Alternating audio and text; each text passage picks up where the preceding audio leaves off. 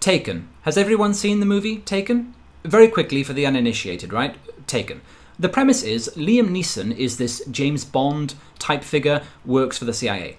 His daughter, just turned 17, wants to travel to Europe for sightseeing, yeah? But Liam Neeson says, oh no, don't do that. If you go to Europe sightseeing, you'll be kidnapped by Muslims and sold into slavery.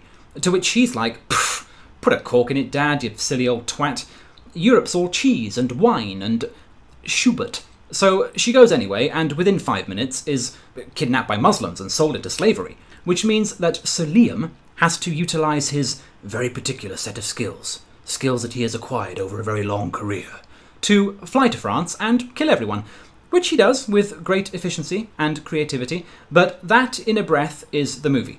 And the whole point of this movie is to say, look, America, Europe is not what you think it is. It's full of terrible people doing all sorts of terrible things. The authorities are definitely in on it and keep the fuck out, basically. Now, the script for this was written in 2006, okay? That's 3 years before the founding of the English Defence League, and a full 8 years before the Jay inquiry into the Rotherham scandal. And I bet you that if Luc Besson had, via omniscience, written a screenplay that was even darker, that included many of the things we now know, such as all of the victims are children, some of them as young as 11. It is happening in every town and city across the continent, and that the intention is essentially to commit these crimes as an act of war against the native population. He'd have been laughed out of the studio. People would have shouted, nobody's going to buy that, you're a madman. But here we are. Now, I'm going to try and talk about this in a relatively calm fashion. We naturally have a duty as commentators to do our utmost to prevent any Bastille-style response to crimes as filthy and obscene as these, and the basic facts alone are enough to boil the blood of perfectly decent and ordinary people without me fanning the flames through hyperbole. What I won't do, though, is run from the facts. I won't cover them up, or twist them, or pretend they don't exist, because we have a duty to the victims, first and foremost, and to wider society. When discussing the nature of grooming gangs across the country, it's vital, for example, to accurately identify the ideology that creates them. In this particular category of crime, the perpetrators are overwhelmingly Muslim, and Muslim from the most backwards parts of the Islamic world that preach a philosophy you would expect to lead to something like this. We have to be honest about that and not enable this barbaric mentality further through lies and cockamamie propaganda. This doesn't appear to be the policy at LBC, though, unfortunately, and following recent revelations into the crimes in Telford, we had presenter after presenter run for the hills from the 50-foot rapey elephant in the room and broadcast little but their own idiocy. Shall we dive into the swamp? Hold my hand, will you? Nick Ferrari at breakfast on LBC. Child grooming going on over a period of possibly 40 years, it is feared. Child grooming in a Shropshire town, Telford. Up to 1,000 children could have fallen victim. MPs now calling for an inquiry after details emerged about the potential scale of abuse. It was also alleged reports of abuse had been mishandled by the authorities and that 3 murders and 2 deaths could be linked to the scandal. A 16-year-old girl, Lucy Lowe, was killed in 2000 along with her mother and sister after a 26-year-old man who'd got her pregnant at 14 set fire to their house. He did go down for murder, but not sex crimes. Rebecca Watson, who was 13, died in a car crash in 2002, was also being abused. Her friend Vicky Round died following a drugs incident after a grooming gang allegedly got her hooked on crack cocaine when she was 12. And again, there are concerns that authorities now in Telford had a blind eye to justice or whatever because of the ethnicity of the people involved. Let's go to John in Chester. John, you're on the radio. What do you say about this story? Good morning, Nick. Good morning. We're banging on this thing again about it being a race issue. I feel sorry for the Pakistani Christians and Hindus and the Asian Christians and Hindus. These people are linked, mostly, I think it's 99% of them, are Muslim.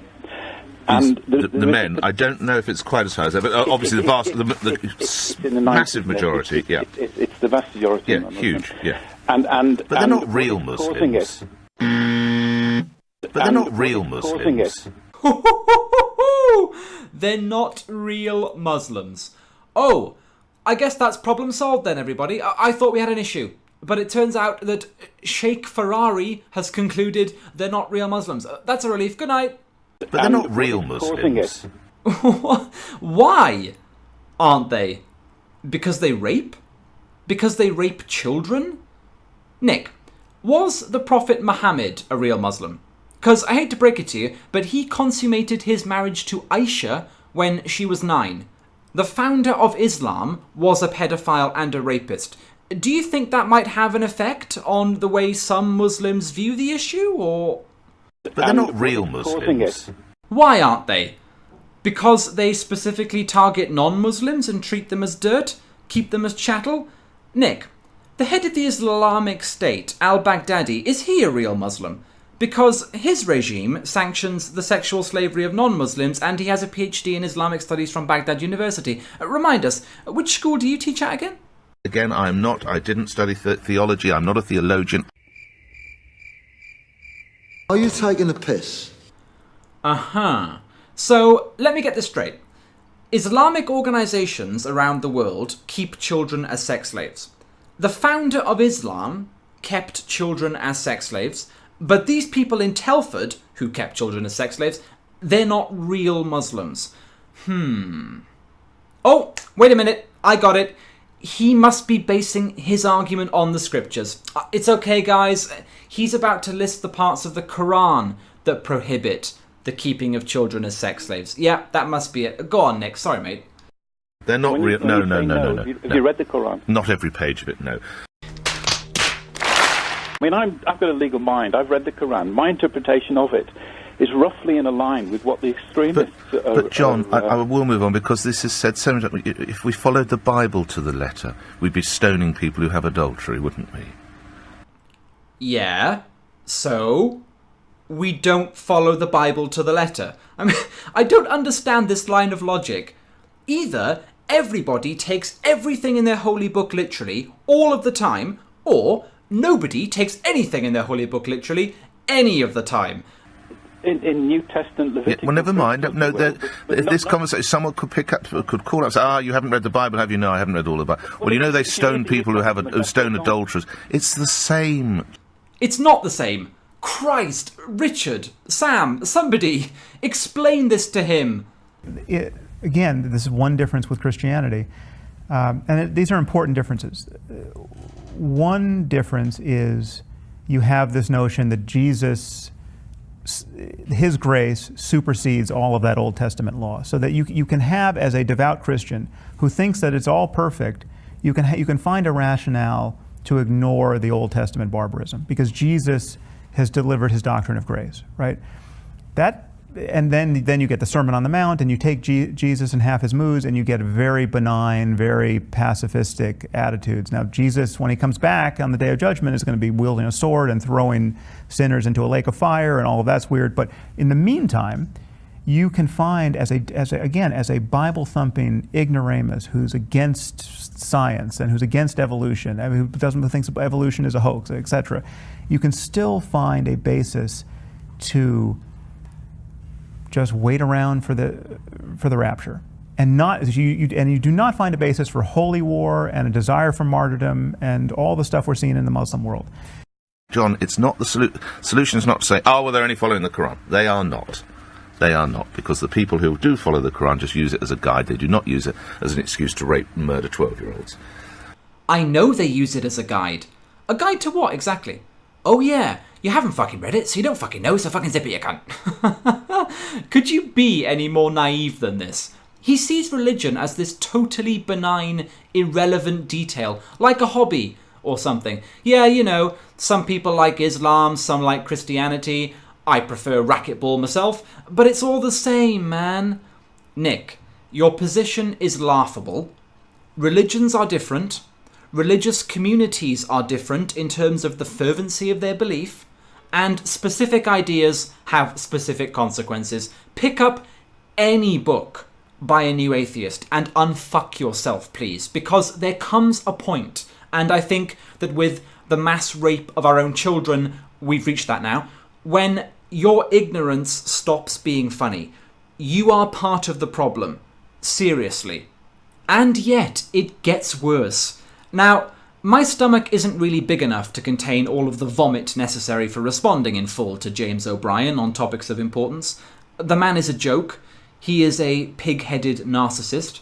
But he does have an audience, so I guess that warrants a rebuttal of some kind? This just beggars belief. Prepare to be profoundly irritated.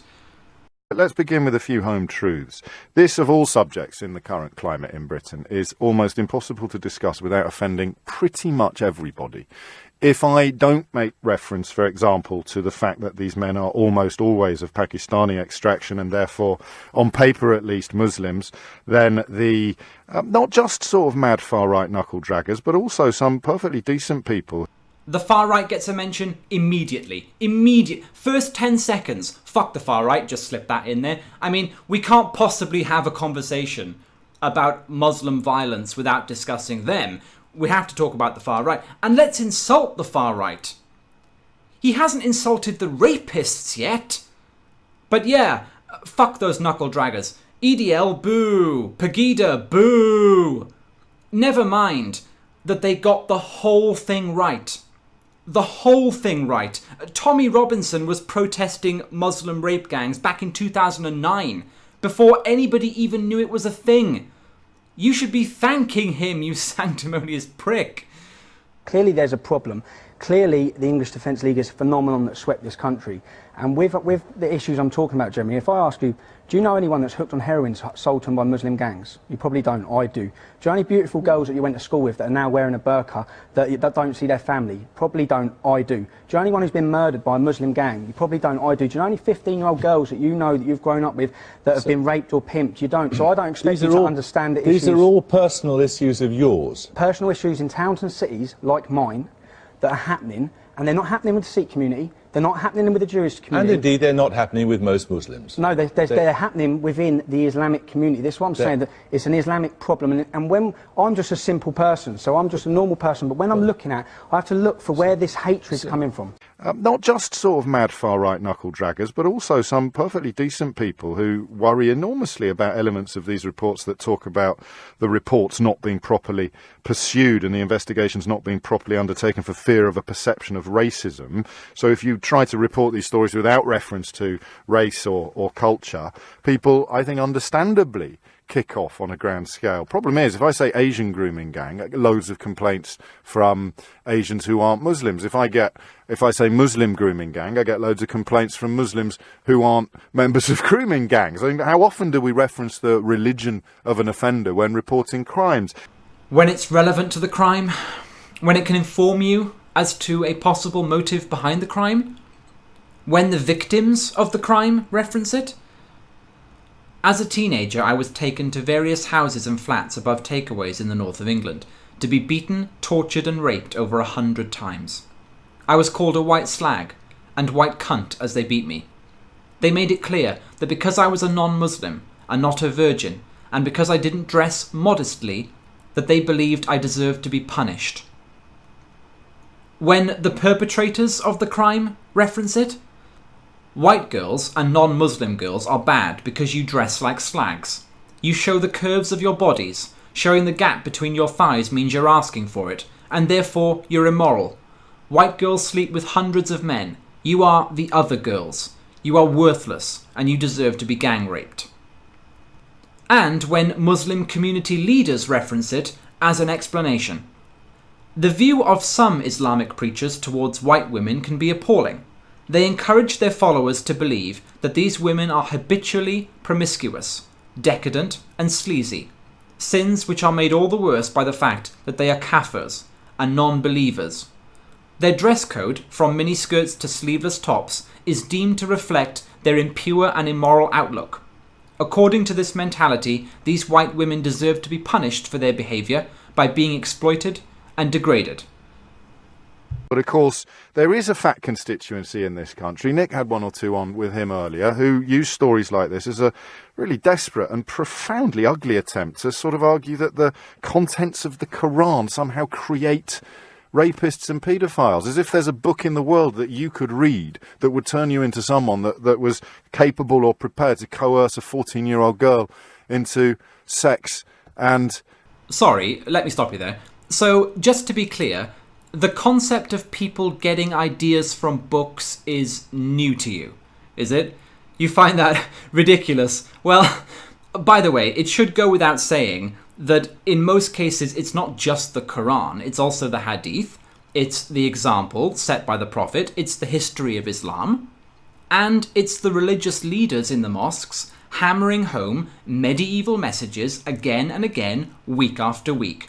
All of this falls under the banner of Islam. But if you're looking for the pure case, so to speak, we do have documented instances of people like Adam Gaddan and John Walker Lind, Americans who grew up in non-Muslim backgrounds, discovered Islam through the scriptures, and then ran off to become terrorists.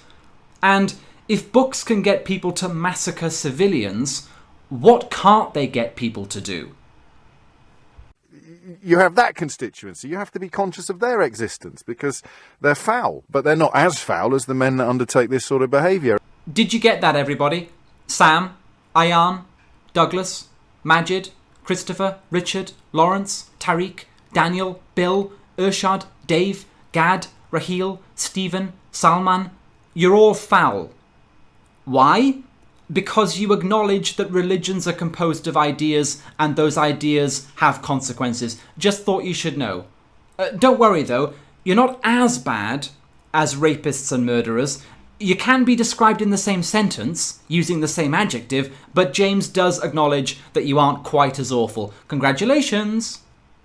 I don't think that they're Muslims in any meaningful sense of the word. I don't think they'd know one end of the Quran from the other. The idea that they're somehow spiritual or observant when they are routinely employing tactics to enslave these girls that are expressly forbidden, drugs, alcohol, all of the above. And I love this argument as well. They're not real Muslims because they gave them alcohol. As if not following one Sharia prescription means they don't believe in any of it. It's like arguing that creationists in the Bible Belt, right? They eat shellfish. And Leviticus tells them they can't do that, okay? So I guess that means their creationism has nothing to do with Christianity. Case closed. It's just so sad and desperate. And I just want you to know, James, you can't actually hide from the truth here. I know you think you can, but please understand, when I listen to you talk about issues like this, it's like I'm watching somebody about to have an accident. Do you know what I mean? I'm like a spectator at a sporting event, and I can see that the little retarded fella in the back there is about to come off his bike. And that might be fine, but the problem is, he's going to take the whole fucking troop with him. And what do we have here, folks? Oh, it's James O'Brien of LBC, look. Sniffing his balls there. Happy as a clown. Ignorance is bliss, eh, James? Oh, what's that? And there comes reality, look, picking up speed. Quick, do something, James, do something!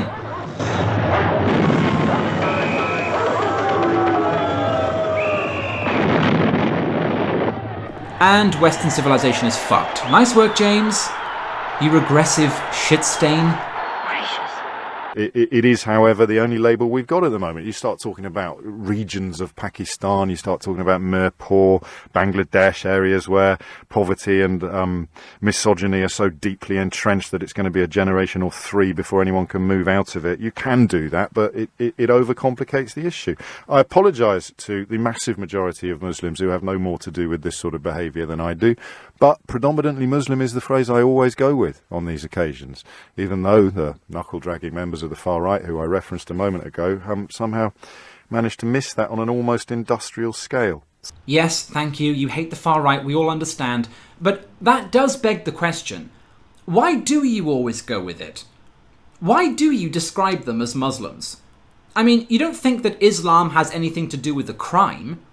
So yeah, I am a bit confused as to why you'd use that label. Why don't you say Pakistani? Or Asian? After all, you think them being Muslim is incidental. It's like them all having the same favourite movie, The Bourne Identity or something. Up to 1,000 girls in Telford abused by hardcore Matt Damon fans. The newspapers might as well say that, right, from your perspective. I mean, I know why I call them Muslim. It's because I think the label's actually informative. I think that making the Islamic connection helps explain aspects of the crime. And I'm right, by the way. You're totally fucking retarded. You know nothing about Islam, nothing about Muslims, nothing about the psychology of religion.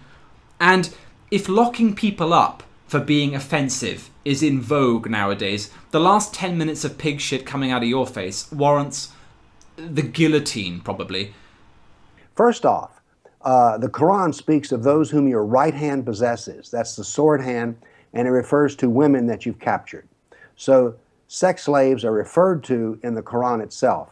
But the most detail we have about sex slavery comes from the Sunnah, S-U-N-N-A, the Sunnah of Muhammad. And the most famous sex slave that Muhammad had was a Christian woman. Her name was Mary. She was Coptic Christian. She was fair of complexion and had wavy dark hair. She was one of his favorite sexual partners, and she gave him a son named Ibrahim.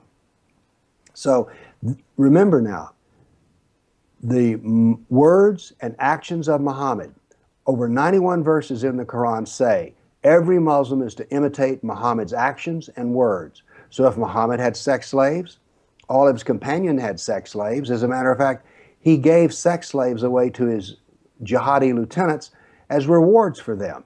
So no, sex slaves are part of the Sunnah of Muhammad. Yes, the Sunnah of Muhammad, and this is what Islamic State is saying. Look, Muhammad had sex slaves. We have sex slaves. Life is good. I've got one more for you. Now, Nick was bad. James, terrible. And fuck you, James, while we're here. And I say that from the bottom of my heart. But we are about to enter the third circle of regressive hell with Sheila Fogarty. This, by any standard, is probably one of the worst conversations on any subject ever. It just so happens to be on one of extreme importance. So brace yourselves. Jeff has called from Edmonton. Hello. Hello there. Yes, thanks for covering this, Sheila, because there's been a media blackout when it comes to the BBC on this matter. No, there hasn't, but anyway. Well, there hasn't. It's a matter of opinion. It's not. It's a matter of fact, Jeff. Well, there's no coverage of this on the BBC. There is. There isn't, I'm afraid. Well, there is. But anyway, we're on. LBC. Not a great start, is it? There was coverage on the BBC at the time of this call-in show, which was the 16th of March, I think. But what Jeff is referring to, I believe, is the first 24 hours after the story broke. Here is what the England page of the BBC looked like on the morning of the 12th, when the Mail, the Mirror, everybody else was already talking about it. I don't see the word Telford there. Do any of you? We've got Ken Dodd, just passed away, very sad. Or as Ken would say, rambunctious. What else we got? 2 Labour MPs fighting over who gets to give Jeremy Corbyn a reach around. No one gives a fuck about that. Oh, there is a story about Jamie Carragher spitting on a 14-year-old girl, which I suppose some people might classify as more important than the raping of 1,000 14-year-old girls. But anyway, it's nice to see the state broadcaster doing its duty by the state, eh? Let's go into this a bit further. Now, the Muslims do know about this problem within the Pakistani community. And, obviously they are concerned about it as well as everybody else. And all right, Jeff, I'm not apologising. People, when I just bring a bit of reason to bear on this, people say I'm apologising for rapists. Clearly, I would never apologise for a rapist. Okay, I'm getting scared now. Anytime somebody says, I'm not apologising for rapists, but that's when I start to worry. You never talk about the white problem of abuse that we have in this country. I have an excellent idea. Let's change the subject. Shall we talk about it then? Well, there is one, just so you know. It's just that we don't call it the white problem. So don't call it the Muslim problem, because it isn't. Nor is it the Pakistani problem, because there are plenty of law-abiding, decent Pakistani men and women in this country. It so happens that these grooming gangs... Oh, Christ almighty. How much of the regressive agenda can one person squeeze into a soundbite? Let's take a look. Fuck white people? Yep, that was definitely in there. Defend the Muslims? Yep, it's not a Muslim problem, she said. Mention that it's not all? Check. Number 9, if someone presents a problem to you, pivot to talking about a non-problem. Yeah, Pakistanis make terrific kebabs, don't you know? If someone presents a problem to you, mention another problem. Yes, white people rape too. We can't forget that. And virtue signal wherever possible. I make that 6 in as many seconds. Your homework for the week is to beat that. Good luck. She's like a rabid skunk. And Jess just stepped on her tail and now she's spraying shit all over the airwaves as some sort of defense mechanism. Good afternoon, Sheila. I'd like to talk to you about the problem of Muslim grooming gangs and how we can work with the community to solve the problem and build in general a more cohesive, collaborative and integrated society. What do you think about it?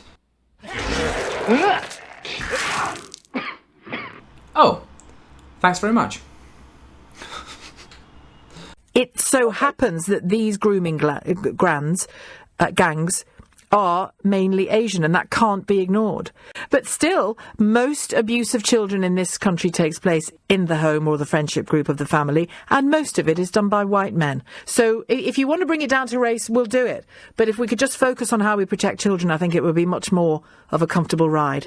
Jeff hasn't actually mentioned race yet, but you obviously think Islam is a race, which, as Richard Dawkins once put it, makes you a racist. Think about it. But wow, most paedophiles in the UK are white men. What a stellar point. That's a QED right there. You know what else is mostly white, Sheila? The police officers that catch the pedophiles. As are the lawyers who prosecute them, and the judges who sentence them. 85% of the country is white. Most of everything is done by white people. Not this though. Not grooming gangs. Oh no. 84% of all gang members convicted since 2005 have been Muslim. Now, can we talk about that? Is that a problem, Sheila? Does it matter that about 3% of the population are responsible for 84% of the crime in this category? Once again, ignoring it doesn't solve it. You just look ridiculous. We protect children by letting the police be able to do their job without fear of being reprimanded by, We do. I agree. There was a problem with how this was approached because of race, definitely. There's a real problem with coming in from the EU, and this has happened all across Europe, is that all the sort of governments that are working with a cultural Marxist elements.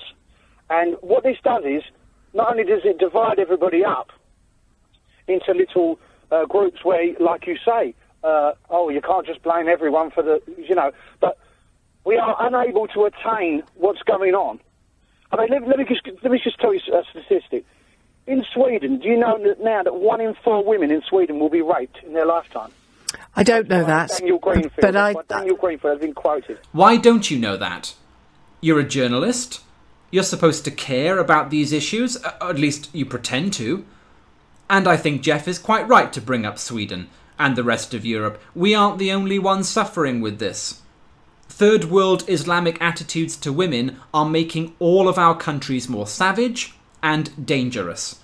There are Muslims across the continent who believe that they are entitled to treat women however they please. Some who feel that Western women need to be punished for their immodesty. Hell, there are even some who believe they have a responsibility to engage in some sort of rape jihad to destroy the local population and spread Islam through demographic warfare. إنها أوروبا التي شاخت وهرمت وتريد طاقة بشرية ولا أقوى من طاقتنا البشرية. نحن المسلمين كذلك أوروبا كل أقطارها كلهم تقطر قلوبهم حقدا على المسلمين يتمنون لنا الموت ولكنهم فقدوا إخصابهم ويبحثون عن إخصاب عندنا. سنخصبهم وسوف ننزل وسوف ننجب منهم لأننا سوف نفتح بلادهم. I mean, Jesus, who the fuck does he sound like? The trouble with Scotland is that it's full of Scots.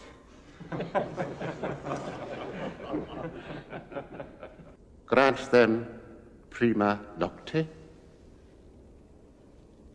First night, when any common girl inhabiting their lands is married, our nobles shall have sexual rights to her on the night of her wedding.